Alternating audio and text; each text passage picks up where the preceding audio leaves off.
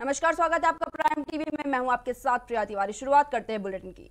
सपा सांसद आजम खां को तबियत बिगड़ने पर लखनऊ के मेदांता अस्पताल में भारी सुरक्षा घेरे में भर्ती करवाया गया है। आपको बता दें कि आजम खां सीतापुर जेल में बंद हैं और कुछ दिन पहले वो कोरोना पॉजिटिव पाए गए थे, जिसके बाद अचानक उनकी तबियत खराब होने पर उन्हें मेदांता अस्पताल में इलाज के लिए लाया गया है। बताया जा रहा है कि आजम खां का ऑक्सीजन लेवल कम है। अस्पताल में उनके साथ उनके बेटे अब्दुल्ला आजम भी मौजूद हैं। तो लखनऊ से खबर ये आपको हम बता रहे हैं, जहां पर आपको बता दें आजम खां की तबियत खराब होने पर उन्हें मेदांता अस्पताल में इलाज के लिए भर्ती कराया गया है। वहीं साथ में यह भी बताया जा रहा है कि आजम खां का ऑक्सीजन लेवल थोड़ा कम है और अस्पताल में उनके साथ उनके बेटे अब्दुल्ला आजम भी मौजूद हैं।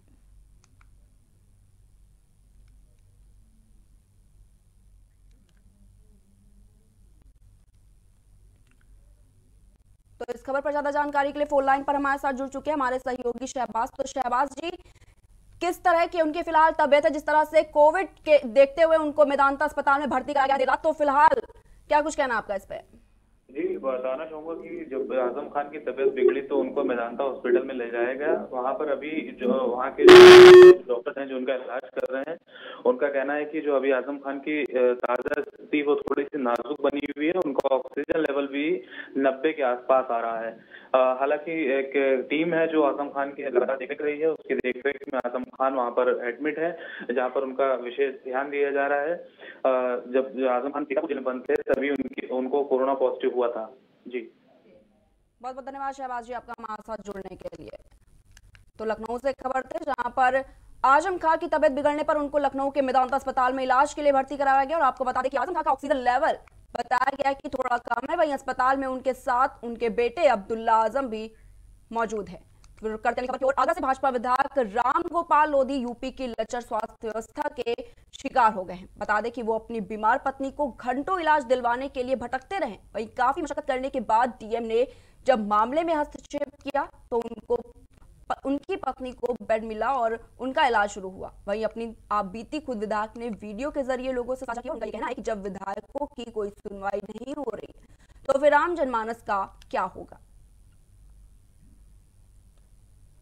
तो आगे से हम आपको बता रहे हैं, आपको बता दें कि स्वास्थ्य व्यवस्था के शिकार हो गए हैं यूपी भाजपा के विधायक। आपको बता दें कि वो अपनी बीमार पत्नी को घंटों इलाज दिलवाने के लिए लगातार भटकते रहे। वहीं काफी मशक्कत करने के बाद डीएम ने जब मामले में हस्तक्षेप किया तो उनकी पत्नी को बेड मिला और उनका इलाज शुरू हुआ। वहीं अपनी आप बीती खुद विधायक ने वीडियो के जरिए लोगों से साझा की है और उनका कहना है कि जब विधायकों की कोई सुनवाई नहीं हो रही है तो फिर आम जनमानस का क्या होगा। मैं राम गोपाल लोधी विधायक जसराना। मैं आज आप सब लोगों को अपनी व्यादा कह रहा हूँ। मेरी पत्नी Sandhya Lodhi SN medical college Agra के लिए रेफर की गई थी। वहाँ उसी जमीन पर 2-3 घंटे के लिए कर दिया गया। यहाँ से ले जाके जिलाधिकारी के कहने पर बड़ी मुश्किल से उसे बेड मिला। आज भी उसकी कंडीशन क्या है क्या नहीं है ये तो माता रानी जाने। ना खाने के लिए कुछ मिल रहा है वहाँ, ना पानी पीने के लिए मिल रहा है। बहुत बुरी कंडीशन है उसकी वहाँ पर। तो इस खबर पर जानकारी के फोन लाइन पर हमारे साथ जुड़ चुके हैं हमारे संवाददाता अमित। तो अमित जी, क्या कुछ पूरा मामला है? जी, मैं आपको बता दूं, ये मामला आगरा के एसएन मेडिकल कॉलेज का है, जहां पर एक कोविड का वार्ड बनाया गया है, जहां कोविड से संबंधित जितने पेशेंट्स है उनको वहां रखा जाता है। लेकिन ये वाकया जो आगरा है, ये जो वीडियो वायरल जो किया है, ये जसराना से विधायक है राम गोपाल लोधी जी है। इनकी जो मिसेज और ये दोनों लोग कोरोना संक्रमित थे, जो वहां से फिरोजाबाद से इनको आगरा के एसएन के रेफर किया गया था और काफी देर यहाँ कम से कम 4 घंटे तक इन्होंने मशक्कत की, लेकिन उसके बाद भी इनको यहाँ पर 4 घंटे में बेड अवेलेबल नहीं हो पाया। जिसके बाद इन्होंने आगरा के जिलाधिकारी से अपनी गुहार लगाई और आगरा के जिलाधिकारी ने जब पूरे मामले का संज्ञान लिया, उसके बाद इनकी पत्नी के लिए एक बेड की व्यवस्था की गई। तो वहीं वीडियो में आप देख रहे हैं कि जब बेड की व्यवस्था होने के बाद से आज तक जो विधायक जी हैं उनको अभी तक इस पूरे प्रकरण में अभी तक उनकी जो मृत्यु जो पति एडमिट है उसके बारे में आज तक कोई पता ही लग पाया कि उनका स्वास्थ्य कैसा है, स्वास्थ्य में कितना सुधार है, कितना गिरावट आ गई है, जिसको लेकर उन्होंने वीडियो वायरल किया है। और उनका साफ तौर से यह आरोप है कि उस एसएन मेडिकल कॉलेज के अंदर जब मैं खुद विधायक हूँ और मेरे साथ इस तरीके का व्यवहार किया गया है तो आम जनमानस के साथ क्या होता होगा। जब मैंने खुद जिलाधिकारी आगरा में गुहार लगाई उसके बाद मेरी पत्नी को बेड मिला है और आम जनमानस के लिए वहाँ क्या स्थिति होगी इसका पूरा उन्होंने इसके अंदर वायरल करके पूरा बताया है। किस तरीके से उत्तर प्रदेश में जो स्वास्थ्य विभाग की व्यवस्था है जो चरमरा गई है उसका इन्होंने पूरा वीडियो वायरल में पूरा खुलासा किया है। जी अमित जी, बड़ा सवाल यही है कि अभी तक लगातार ऐसे ही मामले आते थे लगातार कि जो मरीज थे वो कहीं ना कहीं जो उनको स्वास्थ्य सुविधाएं नहीं मिल पा रही थी तो वो लगातार बड़े बड़े अधिकारियों से गुहार लगाते थे, चाहे वो ऑक्सीजन सिलेंडर को लेकर हो या फिर किसी भी स्वास्थ्य सुविधा से रिलेटेड हो। लेकिन अब मामला यह आ रहा है कि लगातार जो विधायक हैं, जो बड़े बड़े अधिकारी हैं, उनको ही स्वास्थ्य सुविधाएं नहीं मिल पा रही। तो बड़ा सवाल ऐसे में ये खड़ा होता है कि अगर इनको नहीं मिल पा रही है तो आम लोग हैं उनका फिर क्या हाल होगा। जी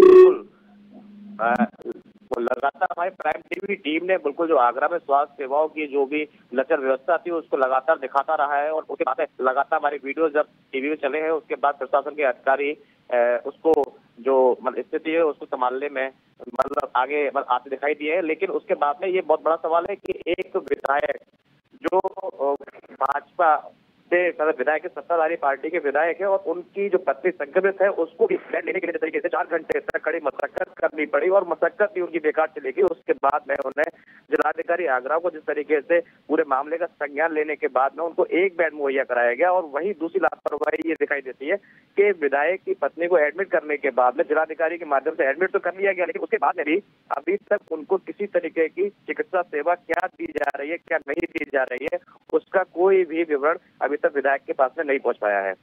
ये बहुत बड़ा सवाल है। जिस तरीके से लगातार हर एक शहर में जा जाके दौरे कर रहे हैं और अधिकारियों स्वास्थ्य विभाग के जो बड़े अधिकारी हैं उनको लगातार चेतावनी दे रहे हैं किस तरीके की स्वास्थ्य विभाग में कोई लचर व्यवस्था नहीं मिलनी चाहिए। लेकिन फिर भी जिस तरीके से वीडियो वायरल करके जो विधायक हैं भाजपा के ही वही जिस तरीके से बता रहे हैं तो ये बहुत बड़ा सवाल है उत्तर सरकार के ऊपर के प्रशासन के अधिकारियों जो उत्तर प्रदेश के सीएम मुख्यमंत्री योगी आदित्यनाथ है उन दोनों के करनी और कथनी में दोनों बड़ा फर्क दिखाई देता है। अमित जी, आपको बता दें कि ये कोई ऐसा पहला मामला नहीं है कि जब विधायक ने स्वास्थ्य व्यवस्थाओं पर आरोप लगाया हो। कई ऐसे मामले और भी पहले से आ चुके हैं इस पे। अगर चाहे वो विधायक की बात करें चाहे बड़े बड़े अधिकारियों की बात करें तो ऐसे कई मामले पहले से भी आ चुके हैं। तो क्या कुछ कहना आपका इस पे?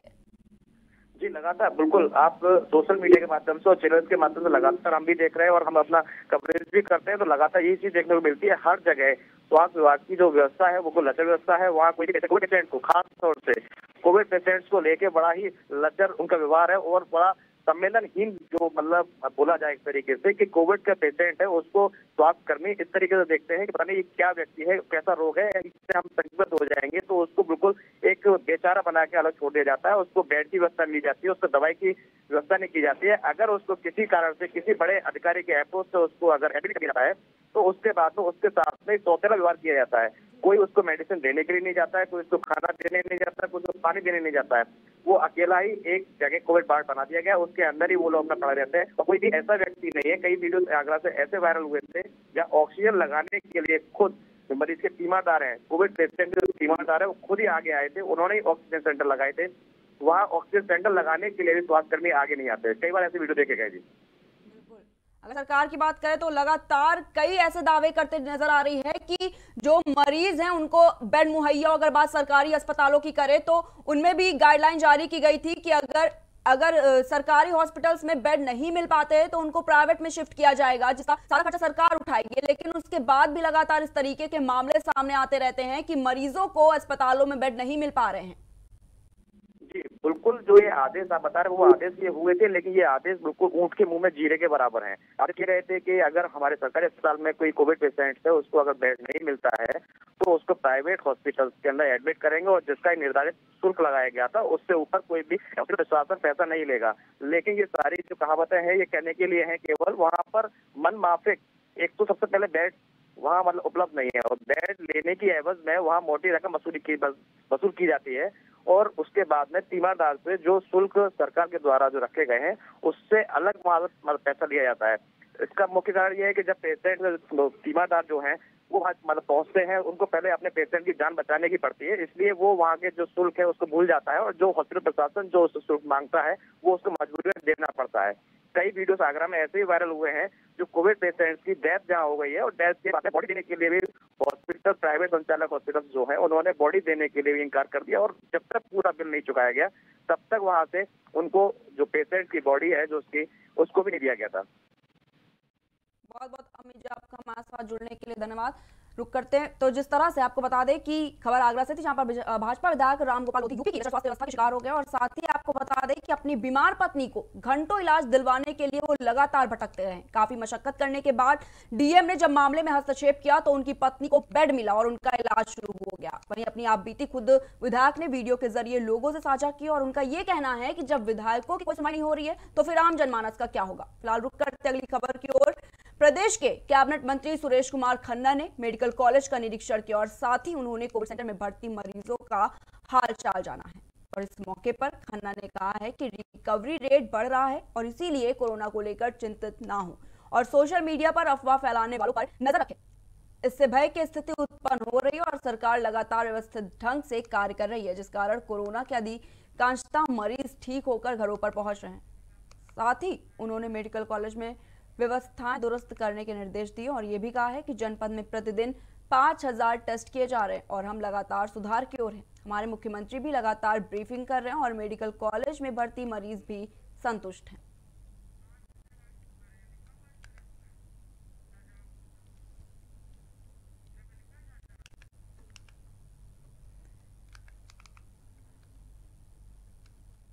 तो आपको बता दें कि कैबिनेट मंत्री सुरेश कुमार खन्ना ने मेडिकल कॉलेज का निरीक्षण किया और साथ ही उन्होंने कोविड सेंटर में भर्ती मरीजों का हालचाल भी जाना और इस मौके पर खन्ना ने बात कही है कि रिकवरी रेट बढ़ रहा है और इसीलिए कोरोना को लेकर चिंतित ना हो और सोशल मीडिया पर अफवाह फैलाने वालों पर नजर रखें। और इसके साथ आपको बता दें कि उनका कहना है कि इससे भय की स्थिति उत्पन्न हो रही है और सरकार लगातार व्यवस्थित ढंग से कार्य कर रही है, जिस कारण कोरोना के अधिकांशतः मरीज ठीक होकर घरों को अपने पहुंच रहे हैं।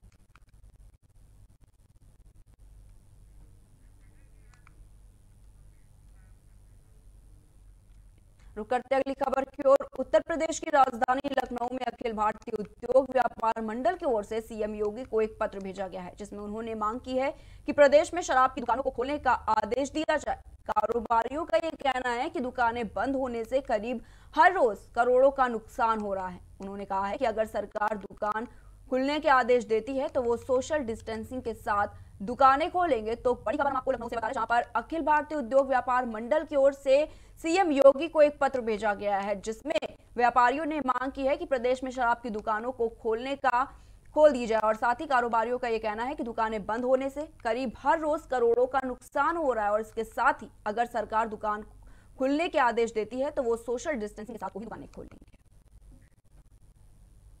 उत्तर प्रदेश में जब से पंचायत चुनाव के नतीजे आए हैं तब से लगातार रंजिशन कई जगहों से लड़ाई झगड़े की खबरें सामने आ रही हैं। ताजा मामला मैनपुरी से आया है। यहाँ चुनावी रंजिश में दो पक्षों में मारपीट हुई।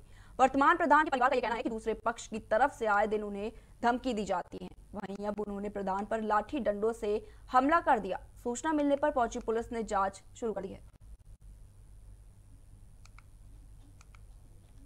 ये 100% चुनावी रंजिश को लेके है।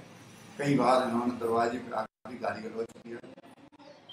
हम पूरे परिवार में किसी दूसरे को वोट किए, इस चक्कर में उसका ये खुन्नस निकालने के लिए बार बार हमारे दरवाजे 4-5 बार आ चुके, 2-3 बार पुलिस को सूचना दी जा चुकी है, लेकिन उनकी जो है पीछे मानने को तैयार नहीं है। वो लोग हारने के बाद कई बार अपनी छत पर खड़े होकर कर चुके, दहशत फैलाने का पूरा माहौल बनाते हैं।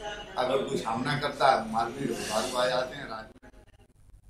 सुल्तानपुर जिले के बाहुबली और घनपतगंज के पूर्व प्रमुख यशभद्र सिंह उर्फ मोनू को आखिरकार जमानत मिल ही गई। बीती रात जहां महामारी अधिनियम का उल्लंघन करने के मामले में पुलिस ने मोनू समेत 12 लोगों को गिरफ्तार कर असलहे और गाड़ियां भी बरामद की थी, तो वहीं आज इसी मामले में एक साथ 4 मुकदमे दर्ज कर इन सभी को जेल भेजने की तैयारी थी। लेकिन सिटी मजिस्ट्रेट के यहाँ मोनू समेत 10 लोगों को जमानत मिल गई है। वहीं आर्म्स एक्ट में सोनू के 2 ड्राइवरों को दीवानी भेजा गया है। वहीं सिटी मजिस्ट्रेट के यहां से जमानत मिलने के बाद यशवंत सिंह ने पूरा ठीकरा भाजपा पर मरते हुए कहा है कि पंचायत चुनाव की हार का नतीजा है, जिसके चलते उन्हें और उनके समर्थकों को परेशान किया जा रहा है और बदला उनसे लिया जा रहा है। बढ़ते हैं अगली खबर की ओर। सुल्तानपुर में बीती रात निर्माणाधीन एक्सप्रेसवे केंद्रीय स्टोर में शॉर्ट सर्किट के चलते अचानक आग लग गई। आनन फानन में आग को काबू करने का प्रयास भी किया गया, लेकिन तेज हवाओं के चलते आग ने रौद्र रूप धारण कर लिया और मौके पर पहुंची पुलिस और फायर ब्रिगेड ने किसी तरह आग पर काबू पाने की कोशिश की, लेकिन तब तक करोड़ों का सामान जलकर पूरी तरह से राख हो गया था। तो वहीं इस घटना पर कंपनी के मैनेजर ने कहा कि शॉर्ट सर्किट से लगी आग से मशीनरी पार्ट, खनन दस्तावेज, रॉयल्टी दस्तावेज के जरूरी कागजात और मशीनें जलकर खाक हो गई हैं। फिलहाल सर्वे टीम के द्वारा नुकसान का जायजा लिया जा रहा है। कल रात साढ़े 10 बजे करीबन हमारा जो मेन स्टोर था कैंप 1 में, उसमें शॉर्ट सर्किट के कारण आग लग गया था और आग हवा में ताजी मात्रा से लग के आगे बढ़ा और तुरंत हम पुलिस और फायर ब्रिगेड को सूचना दी। जब तक फायर गाड़ी पहुंचते जो स्टोर में सामान था सब कुछ जल के राख हो गया। रामपुर पुलिस ने तमंचे के बल पर की गई लूट के मामले में 7 लुटेरों को गिरफ्तार किया है। आपको बता दें कि पुलिस ने लुटेरों के पास से लूटे गए रुपए, तमंचे, कारतूस और लूट में प्रयोग की गई कार, मोटरसाइकिल भी बरामद की है और प्रशासन द्वारा गिरफ्तारी करने वाली पुलिस टीम को 10,000 का इनाम भी दिया गया है। 23/4/2021 को वीरेंद्र कुमार जैन द्वारा कुछ अज्ञात बदमाशों द्वारा उसकी दुकान से 4 लाख रुपए तमंचे के बल पर लूट लिए गए। इस संबंध में तत्काल मुकदमा पंजीकृत किया गया। इसी क्रम में एसओजी और बिलासपुर टीम द्वारा आज अहरो रोड से 7 लुटेरों को लूटी की रकम से 3.5 लाख रुपए, घटना में करीब कार, मोटरसाइकिल, 2 फर्जी नंबर प्लेट। फिलहाल के बुलेटिन में इतना ही। देश दुनिया की तमाम बड़ी खबरों को देखने के लिए देखते रहिए प्राइम टीवी।